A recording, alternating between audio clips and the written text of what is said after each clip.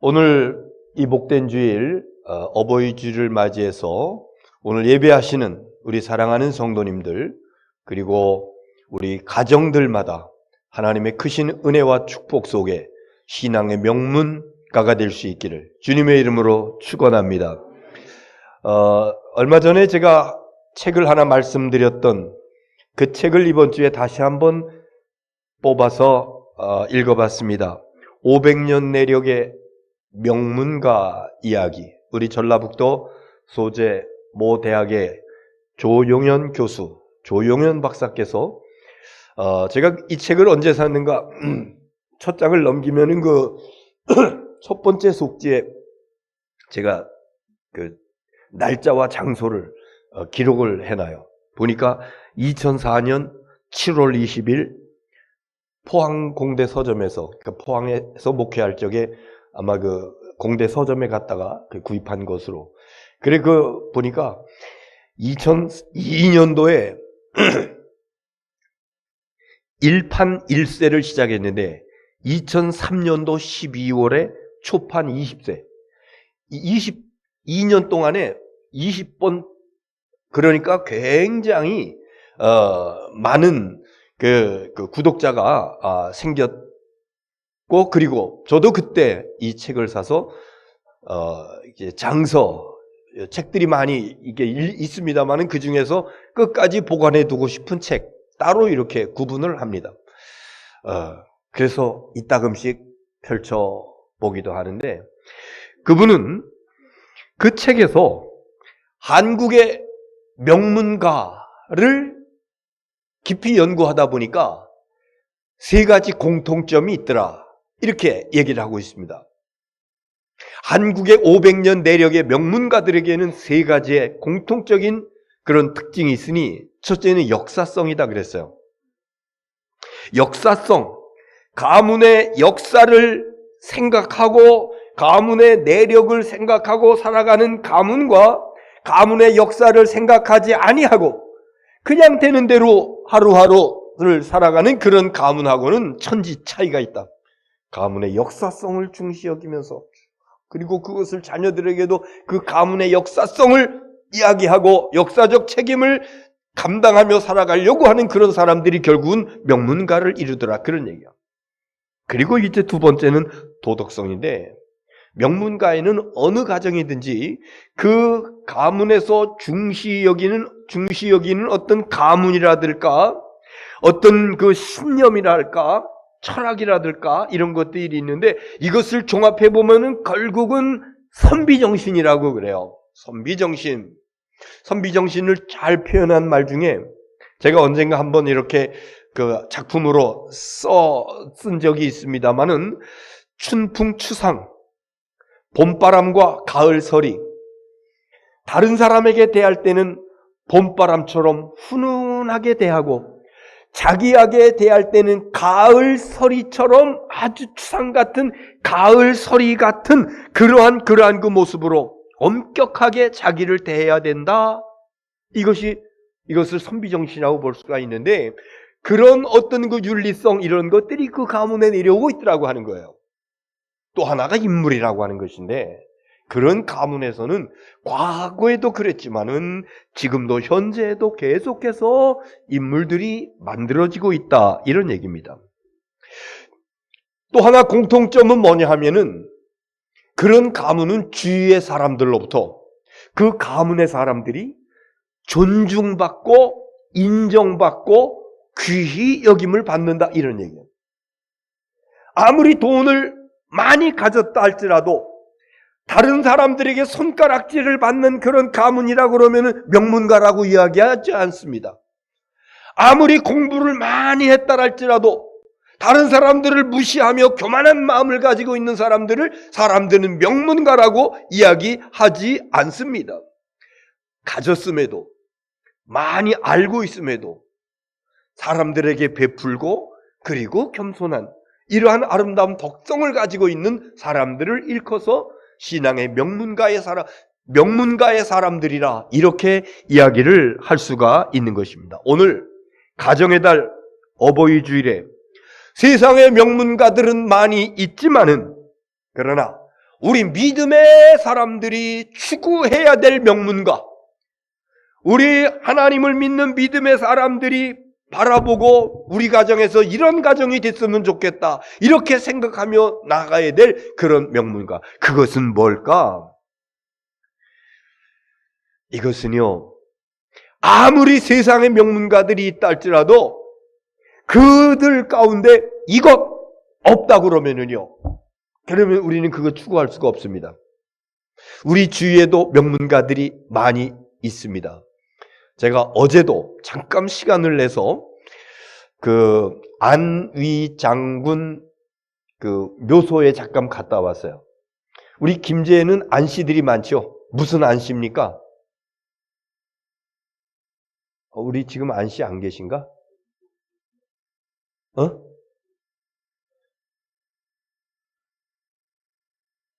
무슨 평자 들어가던데? 무슨 흥자. 수능. 수능 안씨. 여기 굉장히 많아요. 그리고 제가 그분을 우리 글방에서 만났는데, 자기 이제 후손이라, 자기 그 손조라고 그러면서 이순신 장군 때에 같이 그 왜적을 무찌르는데 앞장섰던 그런 여기 김제 출신의 안위라고 하는 그런 선주가 계신데, 우리 전라북도 중요한 그런 그 인물로 이렇게 지정된 그런 분이라고. 그래서 잠깐 갔다 왔어요. 조정리에 있더라고요. 명문가는 뭔가 달라도 달라요. 자, 그런데 우리가 추구해야 될 명문가, 이것 없으면 안 됩니다. 이것이 뭐냐면요, 명문가 앞에다가 이 단어가 붙어야 돼요. 오늘 말씀의 제목, 무슨 단어가 붙어야 됩니까? 신앙의 명문가, 믿음의 명문가, 영적인 명문가. 내 친구 목사가 어느 날 그 족자 하나를 보여주면서 자기가 강화도에서 목회할 때 어느 장로님이 써주셨던 글귀라고 그러면서 거기에는 4글자가 적혀 있었습니다. 영가, 실령 영자에다가 집가자, 명가, 이름 명자에다가 집가자. 영적인 가문이 명문가다라고 하는 그런 글귀를 짤막하게 이렇게 적은 그런 그 내용이었습니다. 영가, 명가. 아무리 세상에 명문가들이 많이 있다 할지라도 우리가 정말로 추구하고 흠모하며 우리 가정이 이런 가정이 되어야 되겠다, 이런 거울로 삼을 수 있는 것은 이 앞에 신앙이라고 하는 그런 단어가 없다라고 그러면은 안 된다. 신앙의 명문가, 믿음의 명문가, 영적인 명문가. 그래서 이 땅에서도 존중받고 사랑받고 인정받을 뿐만 아니라 영원한 나라, 우리 하나님 앞에 갔을 그때에도 하나님 앞에 인정받고 하나님 앞에 상급받는 신앙의 명문가, 저와 여러분의 가문이 될 수 있기를 주님의 이름으로 축원합니다. 자, 신명기 5장 16절에 있는 말씀 보겠습니다. 신앙의 명문가가 되기 위해서 시작.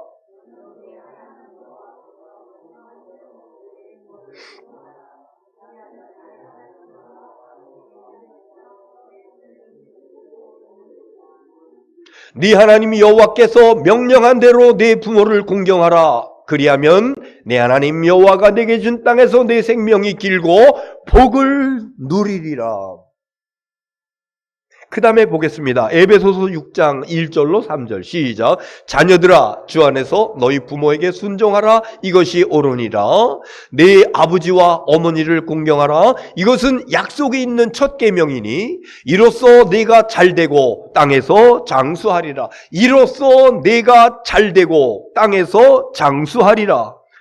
자, 첫째로 우리가 생각할 것은 부모님을 공경한다고 하는 것은 하나님의 명령이며 축복의 관문입니다. 하나님의 명령입니다. 그리고 축복의 관문이라고 하는 것은 이 문을 통과하지 아니하면은 하나님께서 주시는 복을 받아 누릴 수 없다고 하는 것입니다. 하나님의 명령은요, 선택적으로 지키는 것이 아니라 지켜도 되고 안 지켜도 되고 이런 것이 아니라 하나님의 명령은 하나님의 자녀라 그러면 꼭 지켜야 되는 것인데 신명기 5장 16절에서 여호와께서 명령한 대로 내 부모를 공경하라. 하나님의 명령이라고 이렇게 말씀하고 있습니다. 그런데 이 하나님의 명령을 다른 구실을 붙여가면서 부정하고 왜곡시키는 그런 사람들이 예수님 시대에 있었어요. 그래서 예수님께서 그 사람들을 신랄하게 비판하십니다. 찾아보진 않겠습니다만은 마가복음 7장 11절에 나와 있는 말씀인데 자식된 도리로서 부모를 봉양하고 공경을 해야 되는데 그런데 성전에 헌물을 드립니다. 헌금을 드립니다. 그리고서에 부모님 앞에서 고르반이라고 얘기합니다. 고르반이라고 하는 것은 하나님께 바쳤다 이런 얘기예요. 나는 하나님께 바쳤기 때문에 성경에 말씀하고 있는 부모 공경을 안 해도 됩니다. 이런 식으로 얘기하고 있는데 이것은 장로들의 유전을 따른 거예요. 하나님께 바쳤기 때문에 부모 공경을 안 해도 됩니다. 이게 말이 됩니까? 예수님께서는 이것을 신랄하게 지적을 하시면서 너희들의 유전으로 하나님의 말씀을 변질시킨다고, 무슨 일이 있어도 부모를 공경해야 된다고 예수님이 이렇게 말씀하셨습니다. 세상에는 세 가지 사랑이 있다고 합니다. 하나는 나보다 더 못한 처지에 있는 사람을 사랑하는 겁니다. 이것을 긍휼이라고 그럽니다. 나보다 더 못한 처지에 있는 사람을 사랑하는 것. 그리고 두 번째는 나와 대등한 입장에서 사랑하는 것. 이것을 우정이라고 하고 형제애라고 이렇게 이야기합니다. 나와 대등한 입장에서, 동등한 대등한 입장에서. 그런데 나보다 더 위에 있는 사람을 사랑할 때에 이것은 긍휼이나 우정이나 이런 단어를 쓰지 아니하고 공경이라고 하는 단어를 쓰는 거예요. 나보다 위에 있는 분을 사랑할 적에. 공경은 긍휼을 베푸는 것이 아니고 우정으로 돌아보는 것이 아니고 우러러서 공경하는 것, 우러러서 사랑하며 공경하는 것, 이런 겁니다. 그래서 부모는 긍휼의 대상이 아닙니다. 나의 부모님이 몸 늙고 병들었다고 불쌍하다고 그렇게 대하는 거 아닙니다. 부모님은요, 공경의 대상입니다. 히브리어 공경이라고 하는 단어, 키베드라고 하는 단어를 쓰고 있는데 그 단어의 의미는 무겁다고 하는 거예요. 부모를 공경한다라고 그럴 적에 살짝 그냥 가볍게 흉내내면서 이것이 아니라 무겁게 책임감 있게 부모님을 중히 여기면서 공경해야 된다고. 부모님의 지금까지 나를 위해서 살아오신 그 삶을 돌아보면서, 그 부모님의 헌신을 돌아보면서, 그 부모님의 지혜를 돌아보면서, 그 부모님의 땀과 피 흘린 이런 것들을 생각하면서, 그러면서 무겁게, 가볍게 살짝이 아니고 무겁게 공경하는 것. 이게 하나님의 자녀들의 모습이라고 하는 것입니다. 우리가 부모님을 공경하지 않으면 안 되는 중요한 한 가지 이유가 있습니다. 이것은 뭐냐면은 하나님께서 나를, 여러분을 이 땅에 보내실 때 부모를 통해서 보내주셨다고 하는 것이요. 부모님을 통해서 어떤 그 인격이라든가 성품이라든가 기질이라든가 뭐 이런 것들을 뭐 DNA 이런 표현을 하고 있습니다. 유전자라고 하는 이런 것들을 하나님께서 내 부모님을 통해서 나에게 주셨어요. 어떤 사람들은요, 자기가 좀 잘났다고, 잘날 수 있습니다. 평균적으로 그래도 좀 낫다 이렇게 생각하는 사람들 많이 있어요. 자기가 잘나서 그런 줄 알아요. 알고 보면은요, 부모님을 통해서 이런 것들을 하나님께서 우리에게 물려주신 것입니다. 그래서 부모를 공경하라고 그럴 적에 토달지 말고 핑계대지 말고 하나님의 명령이기 때문에 부모님을 공경해야 될 줄로 믿습니다. 또한 오늘 내가 있기까지 그 부모님의 희생과 수고와 피땀을 이루 말할 수가 없습니다. 갚을 길이 없습니다. 어머니들,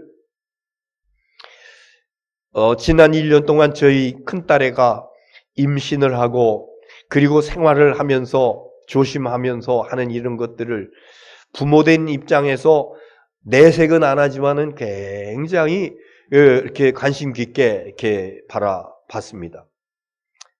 그 복중의 아기를 생각하면서 먹을 것도 가리고 커피를 그렇게 좋아하는, 그런데 커피 한 잔 안 마셔. 어떤 엄마는 그의 엄마는 그 노란 귤을 먹으면은 아기의 피부가 누릇누릇하게 된다고 그 10달 동안 귤 하나를 안 먹고 아기를 복중에 안고 키워요. 몸이 아파가지고 약을 먹어야 되는데 그 약이 태아에게 해가 될 것 같으니까 약 먹지 않고 그냥 끙끙 앓으면서 그러면서 10달을 견디는 것입니다. 네. 여러분 가시고기 얘기를 하십니까? 가시고기, 물고기 중에 가시고기라고 하는 것이 있는데 맑은 시냇물가나 아니면은 맑은 그 호숫가에 작은 연못 이런 데 사는 고기 중에 하나라고 그럽니다. 어미 가시고기가 알을 낳으면은요, 아비 가시고기는 한시도 그 자리를 떠나지 아니하고 그 알을 지킨다고 그럽니다. 다른 생물들이나 물고기들이 와가지고 알을 먹으려고 하면요, 목숨 걸고 그들을 쫓아내고 그들과 싸우면서 그러면서 먹이 사냥을 하지도 아니하고 그 자리를 며칠이고 계속 지키면서 그러다가 결국은 그 알에서 새끼들이 깨어나요. 그런데 그 깨어날 쯤에 그 아비 고기는요, 기진맥진해가지고 탈진해가지고 결국은 숨이 멎는다고 합니다. 그러면은 그 아비 고기 그 죽은 고기에 새끼 고기들이 새까맣게 달라붙어가지고 그 고기를 뜯어 먹으면서 자라는 거예요. 그래서 며칠 있으면은 나중에는 그 고기가 앙상한 가시만 남게 된다. 그래서 그 이름이 가시고기라고 이렇게 지어졌다고 그럽니다. 이것이 부모님의 모습이죠. 당신이 못 드셔도, 당신이 못 입어도, 그래도 내 자식만큼은 잘 먹여야 되고, 잘 입혀야 되고, 어디 가서 기죽지 말아야 되고, 그래서 나의 모든 것을 다 쏟아서 자식에게 주시면서 급기야는 앙상한 뼈만 남은 그러한 그 모습으로 하나님 앞으로 가시는 부모님의 모습인 것입니다. 자, 우리 부모님께서 다른 것은 차지하고라도 나를 낳아주셨기 때문에, 그래서 내가 이 땅에 태어났고, 내가 예수님을 알았고, 예수님을 영접하고 하나님의 자녀가 되었고, 그리고 구원을 받고 영생 복락을 누리고 하나님의 천국 백성으로 살아갈 수 있는 이 놀라운 내가 어디서부터 시작되었느냐?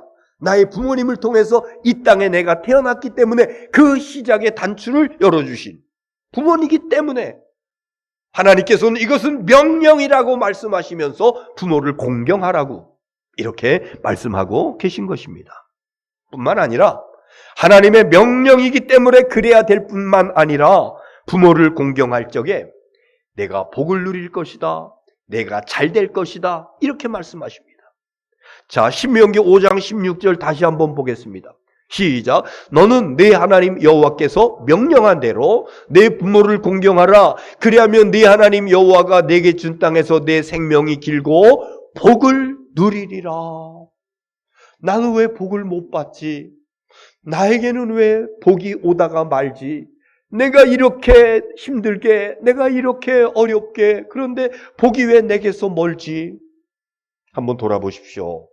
나의 부모님은 어떻게 계시는가? 그 다음 에베소서 6장 3절 보겠습니다. 시작. 이로써 내가 잘되고 땅에서 장수하리라. 부모를 공경함으로 내가 잘된다. 무엇을 해도 잘된다. 여러분, 복받은 사람은요, 이런 모습이 되어야 됩니다. 이것은요, 내가 부모를 공경할 적에 자연히 하나님의 명령을 지켜 준행할 적에 자연히 따르는 것이라고, 잘 되는 것이고 복을 누리는 것이라고 이렇게 말씀해 주고 있는 것입니다. 하나님의 명령을 다른 말로 표현할 적에 천륜이라 이렇게 표현합니다. 천륜. 천륜은요, 뗄래야 뗄 수 없는 관계입니다. 하나님이 맺어준 관계를 천륜이라고 그럽니다. 부모 자식 간의 관계를 천륜이라고 그러면은 인륜은 뭐라고 그래? 네, 그건 뭐 다음 시간에 얘기하겠습니다. 이건 뭐 별로 중요한 얘기가 아무튼 천륜이에요. 부모와 자식 간에 맺어진 그 관계는 천륜, 하나님이 맺어준 그런 것이기 때문에 이것은 사람이 인위적으로 떼어낼래야 뗄 수 없는, 그리고 그 천륜을 벗어나서는 절대로 복을 받을 수 없다고 하는 것. 이건 하나님께서 맺어주신 그런 관계이기 때문에 그렇다라고 하는 것입니다. 신앙의 명문가는요, 하나님께서 인정해 주시고 하나님께서 잘되게 해 주시고, 그런 그 신앙의 명문가가 어떤 가정이냐 하면은 먼저 부모를 공경하는 가정인 줄 믿습니다. 오늘 예배하시는 우리 성도 여러분, 이번 주에 이 설교도 오늘 주일 저녁 한 8시 이후에는 우리 김제 감리교회 유튜브에 그대로 올라가 있습니다. 여러분의 자녀들에게 이 영상을 보도록 권하시기 바랍니다. 부모님이 자녀들에게 할 수 없는, 직접 할 수 없는 그런 이야기가 오늘 설교 말씀을 통해서 우리 가정이 앞으로 신앙의 명문 대가가 되어야 되는데, 그렇게 하기 위해서 어떻게 될 거냐? 결코 이것을 떠나서는 신앙의 명문가가 될 수가 없다. 결코 이것을 떠나서는 하나님께서 주시는 복을 누릴 수가 없다. 이것은 뭐냐? 하나님께서 명령하신 내 부모를 공경하라는 말씀인 줄로 믿습니다. 그 다음에 신앙의 명문가를 위해서, 명문가를 이루기 위해서 또 필요한 오늘 본문의 두 번째 주제입니다. 자, 보겠습니다. 6장 4절 시작. 또 아비들아, 너희 노엽게 하지 말고 오직 주의 교훈과 훈계로 양육하라. 오직 주의 교훈과 훈계로 양육하라. 저는 이 의미를 더 자세하게 알아보기 위해서 그래도 우리가 좀 쉽게 접근할 수 있는 공동번역 성경을 한번 찾아봤습니다. 거기선 이렇게 기록하고 있어요. 오직 주의 정신으로 교육하고 훈계하여 잘 가르치십시오. 주의 정신으로 교육하고, 주의 정신이 뭡니까? 주님의 정신이 뭡니까? 이게 바로 말씀입니다. 성경 말씀으로, 오직 성경의 말씀으로 교육하고, 그리고 훈계로 잘 가르치라 그랬습니다. 훈계. 요즘 가정에서 훈계가 사라진다고 그럽니다. 애들의 기를 죽이면은 쟤들이 밖에 나가서 기죽은 삶을 살아갈 적에 쟤들이 잘 되는 일이 없기 때문에 기를 살려줘야 된다. 그래서 훈계. 전 어렸을 적에 우리 집에 사남매를, 이제 우리 집에 자녀들이 사남매가 있었는데 벽에 항상 못이 2개가 박혀 있고 그 못 위에 걸려 있는 것 있습니다. 뭡니까? 회초리입니다. 뭐 자주 쓰여지지는 않았습니다만은 우리 아버지께서는 굉장히 엄하실 때는 엄한 그런 그 교훈을 하시는데, 그래서 저는 감사하고 있습니다. 어렸을 때 천방지축으로 이것이 잘못된 건지, 이것이 얼마나 잘못된 것인지 알지 못하고 잘못했을 적에 분명하게 말씀하십니다. 그리고 거기에 대한 분명한 돌이킴의 행실을 말씀하십니다. 때로는 창피하기도 했습니다마는, 그러나 아버지의 그 말씀을 꼭 따라서 그 실천하고 행하고 이러면서 오늘의 제가 있었던 것을 생각할 적에 그 어렸을 적의 엄한 교육이 얼마나 감사한지, 얼마나 고마운 일인지. 3살 버릇이 여든 간다고 하는 말이 있습니다. 어릴 때 잘못된 뿌리를 뽑지 않으면은 그것이 나중에 어른 되어도 그 뿌리가 그대로 있어서 결국은 그것 때문에 그 사람의 인생을 망치게 되는 경우를 많이 보게 되는 것입니다. 사람의 마음속에, 이것을 어떤 분은 원죄의 뿌리라고 그랬는데 부패성과 죄성이 있다고 얘기합니다. 모든 사람들의 마음속에는 부패성과 죄성이라고 하는 것이 있는데 어린아이도 예외는 아니다라고 하는 거예요. 많은 부모들은 그래요. 우리 아이는 천사입니다. 맞습니다. 하나님께서 보내주신 천사 맞습니다. 그런데 그 아이들의 마음속에도 부패성과 죄성이 있다니까. 그래서 때로 잘못을 저지르고 여러 가지 허물진 그런 모습으로 나타날 때가 있다니까. 몰라서 그래요. 아직 천방지축이에요. 그런데 부모가 그것을 잡아주지 않으면은요, 그 뿌리, 죄악의 뿌리 그대로 그들의 삶 속에 그대로 남아있게 되는 것입니다. 철들면 나아지겠지. 나이 들면 나아지겠지. 그때는 늦습니다.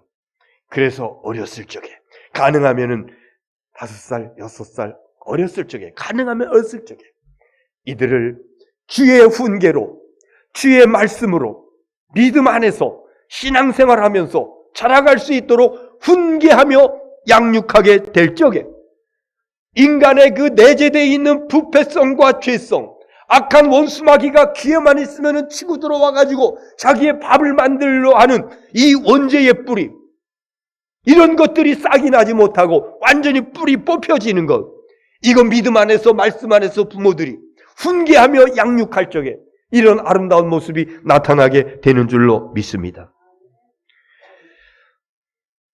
철들면 나아지겠지? 부모 양육에 실패했던 사람을 성경에서는 우리에게 예를 들어주고 있습니다. 믿음의 가정이었습니다. 믿음의 본을 보여야 될 가정이었습니다. 그런데 자녀의 신앙교육에 실패했습니다. 보세요. 사무엘상 2장 12절. 자, 시작.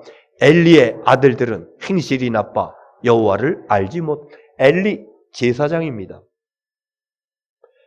교회를 책임지는 그 당시 교회? 그 당시 하나님 신앙을 책임지는 그러한 제사장이었습니다. 그런데 그 아들들의 행실이 나빴답니다. 왜? 하나님을 알지 못했다고. 제사장의 아들이 하나님을 알지 못해? 그래서 어떤 결과가 나타나는 거 아니? 17절 보세요. 시작. 이 소년들의 죄가 여호와 앞에 심히 크면 그들이 여호와의 제사를 멸시함이었더라. 하나님을 알지 못했기 때문에 하나님의 제사를 멸시했답니다. 오늘로 얘기하면 예배를 멸시하는 겁니다. 구체적으로 어떻습니까? 하나님께 예배하기, 제사하기 위해서 고기를 삶는 그 가마솥에 갈고리를 집어넣어가지고 걸려 나오는 고기를 갖다가 하나님 앞에 바치기도 전에 그것을 먹어 치웁니다. 그리고 그 재물을 잡는 그 사람에게 가가지고 맛있는 부위를 좀 주시오. 맛있는 부위가 뭔지 모르겠습니다만은 소 한 마리에서 요만큼 나오는 이런 부위 이거 주시오.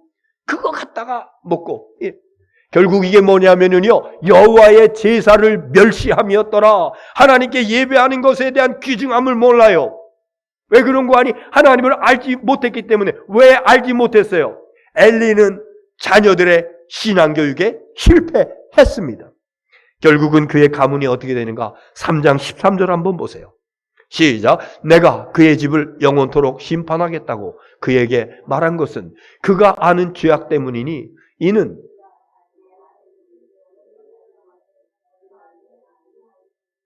자기 아들들이 저주를 자청하되 금하지 아니하였음이니라.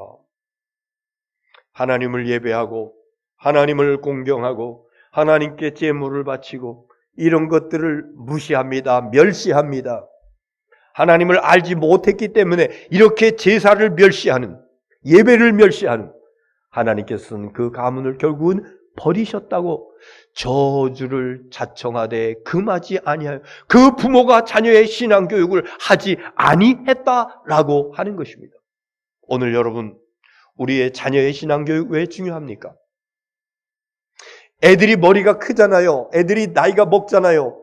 그래서 중학교 이상 이렇게 올라가면은 부모의 신앙교육이 더 이상 먹히지 않습니다. 그래서 어렸을 적에 아직 2살, 3살, 4살 유치원, 학교, 초등학교, 저학년 이래 했을 적에 부모가 주일날이 되면은 무조건 하나님 앞에 나와서 예배해야 돼. 매일매일 하나님의 말씀을 묵상해야 돼. 하나님을 찬양해야 돼. 이러면서 신앙의 본을 보이지 아니하면은요, 이들이 장성에서도 믿음의 유산을 물려받을 가능성이 별로 없습니다. 그래서 자녀들의 신앙교육은 부모들이 하는 것에 따라서 그대로 이루어진다. 그대로 보고 자라기 때문에. 지난 3년 동안 코로나로 인해서 교회 학교가 굉장히 힘들었었어요. 그럼에도 불구하고 이제 코로나가 다 종식되어지고 다시 시작을 합니다마는 여전히 아이들이 그렇게 쉽게, 오늘도 이른 아침에 우리 권사님 차 운전하시고 제가 마침 그때 문 앞에 있었습니다. 아이들이 밝은 모습으로, 기쁜 모습으로 차에서 내려서 뛰어오는데 얼마나 반가운지요. 그런데 아마도 그 시간에 집에서 이불 속에서 잠들어 있는 우리 교회학교 아이들도 있었을 것입니다. 이것은 부모 책임입니다. 하나님의 은혜와 축복을 유산으로 이어받아서 자자손손이 영적의 명문가가 되기 위해서는 어려서부터 자녀들의 신앙교육, 예배를 멸시하지 않는 신앙교육에 성공하는 우리의 복된 가정들이 될 수 있기를 주의 이름으로 축원합니다. 여기에 반대가 되는 사람이 있었습니다. 자, 사무엘상 3장 3절에 있는 말씀 보세요. 시작. 하나님의 등불은 아직까지, 사무엘은 하나님의 궤에 있는 여호와의 전 안에 누웠더니, 사무엘, 그가 어려서부터 주님의 제단에서 자랐습니다. 하나님의 성전에서 자랐습니다. 그리고 그 성전에서 눕고 그 성전에서 기도하고 그 성전에서 기도하는 사람들의 모습을 많이 보고, 사무엘이 그 성전에서 기도하는 사람의 모습 가운데서 누구의 모습을 가장 많이 봤을까? 사무엘 생각하는 사람이 있지 않습니까? 기도하는 사람의 모습 떠오르는 사람이 있지 않습니까? 여러분, 저는 어렸을 적에 시내버스를 타면 항상 그 사진을 봤어요. 운전기사분 그 옆에 요거만한 액자가 있어가지고 조그만 아이가 기도하고 있는, 그리고 그 옆에 뭐 글귀가 있죠? 뭐라고 써 있어요? 아, 이거는 전국적으로 통일인가 보다. 오늘도 무사히. 여러분, 그 사진이요, 사무엘의 사진이에요. 사무엘이 기도하는 사진입니다. 그 사무엘이 어떻게 기도하는 사람이 되었을까? 그의 어머니 한나에게 자식이 없었어요. 그래서 하나님은 사무엘 1장에서부터 보면요, 사무엘 상이 시작하는 그 내용은요, 한나의 이야기입니다. 한나가 기도하는 이야기입니다. 자식이 없어가지고 하나님 자식 하나 주세요. 하나님 자식 하나 주세요. 저희 딸애가 결혼을 했는데 처음에는 가족 계획을 했어요. 자기 하고 있는 일이 있어가지고 이 하고 있는 일 중단하면은 안 될 것 같다. 그래서 가족 계획. 몇 년 하다 보니까 나이가 벌써 들어가잖아요. 안 되겠다. 이제 우리도 자식을, 그런데 자녀가 안 생기는 겁니다. 그래서 여러 날 동안 별의별 생각을 다 하고 궁리를 다 하고 여기저기 알아보고, 마지막은 뭐 요즘 그렇게 다른 방법이 있다고 그러더라고요. 이런 것들까지도 생각을 하면서, 그런데 어느 날 하나님께서 아이를 주셨어요. 본인도 물론이겠거니와 친가에서도 그렇고 외가에서도 그렇고, 그리고 기도하는 사람들이 함께 서로 중보 기도자들이 서로 기도의 제목을 가지고 그러면서 하나님 아기를 주세요. 하나님 아기를 주세요. 한나가 그랬습니다. 하나님 아기 주세요. 아기 주세요. 눈물로 통곡하면서 기도했다 그랬어요. 그렇게 해서 하나님께서 주신 아들이 사무엘이었어요.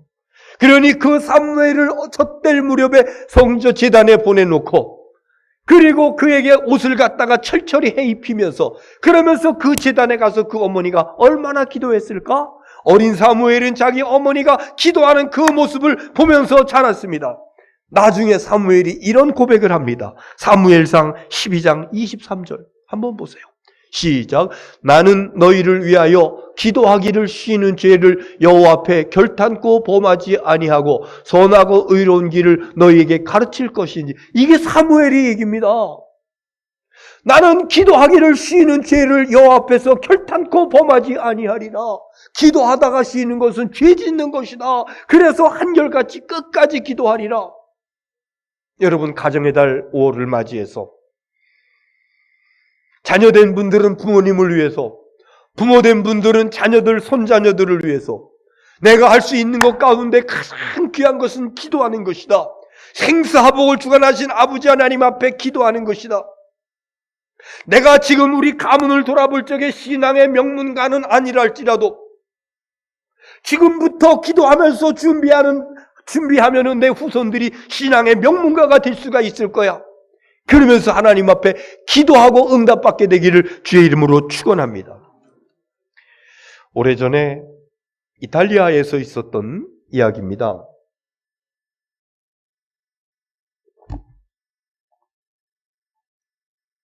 한 부인이 교회 안에 들어와가지고 엉엉 울어요. 한참을 울어요. 그래서 그 교회의 사제가 그 교회의 주교라고 그랬습니다. 그 여인의 어깨를 치면서 무슨 일입니까? 그러니까 그 여인이 얘기합니다. 내 아들이 타락했습니다. 내 아들이 이단에 빠졌습니다. 내 아들이 세상 향락에 빠졌습니다. 그때 그가 유명한 말을 합니다. 부인이요, 기도하는 어머니의 자식은 결코 망하지 않습니다. 기도하는 어머니의 자식은 결코 망하지 않습니다. 결국은 그의 아들이 돌아옵니다. 바로 어거스틴의 어머니 모니카의 이야기입니다. 이 어거스틴은 그 방탕한 길에서 돌아와 어머니 기도, 어머니 기도, 어머니 기도 하나님 앞에 상달되어지고 하나님께서 하나님의 강권적인 역사로 인하여 그 방탕 길에 빠졌던 어거스틴이 돌아와서 철저하게 회개하고 그리고 하나님 앞에 믿음으로 살아가게 되는데 나중에는 그가 대주교가 됩니다. 교회의 어거스틴 아주 중요한 인물로 자리매김하게 됩니다. 여러분, 신앙의 명문가, 제가 두 가지 말씀드렸습니다. 부모의 입장에서, 자녀의 입장에서. 자녀의 입장에서는 부모를 공경하라. 이것은 하나님의 무엇이다? 명령이다. 해도 되고 안 해도 되는 것이 아니라 하나님의 명령이다. 이 하나님의 명령을 붙잡아서 부모를 공경하며 나아갈 적에 이 땅에서 잘되고 그리고 복을 누리리라. 그리고 부모된 입장에서 신앙의 명문가를 이루기 위해서는 자녀들을 주의 훈계로, 말씀으로, 신앙으로 양육하라. 이렇지 아니하면은 어렸을 때부터 주의 말씀과 주의 훈계, 이 신앙으로 양육하지 아니한다라 그러면은 사람 속에 들어있는 죄성과 부패성, 이것으로 인하여 이들이 공부도 많이 하고 이들에게 재물도 있고 그렇다 할지라도 이것이 결코 그들의 완벽한 성공을 보장할 수 없는 것이니 그 모든 쌓아놓은 것들이 악한 원수마귀의 밥이 될 수도 있다고. 인간 속에 있는 죄성과 부패성, 이것을 어렸을 때부터 그 뿌리를 뽑는 이런 일들이 신앙의 부모님에게서 있어야 되겠다. 어렸을 때일수록, 자녀들이나 손자녀들이 어렸을 때일수록 말씀 안에서, 신앙 안에서 특별히 그들을 위해서 할 수 있는 최고의 덕목은 뭔가 하니 사무엘의 어머니 한나처럼, 어거스틴의 어머니 모니카처럼 눈물로 하나님 앞에 기도할 때에 하나님께서 그 기도를 응답해 주셔서 여러분의 자녀들을 신앙의 명문 대가를 이루는 귀한 인물들로 허락해 주실 줄로 믿습니다. 이 은혜와 축복이 저와 여러분에게 충만케 되기를 주의 이름으로 축원합니다. 기도하겠습니다.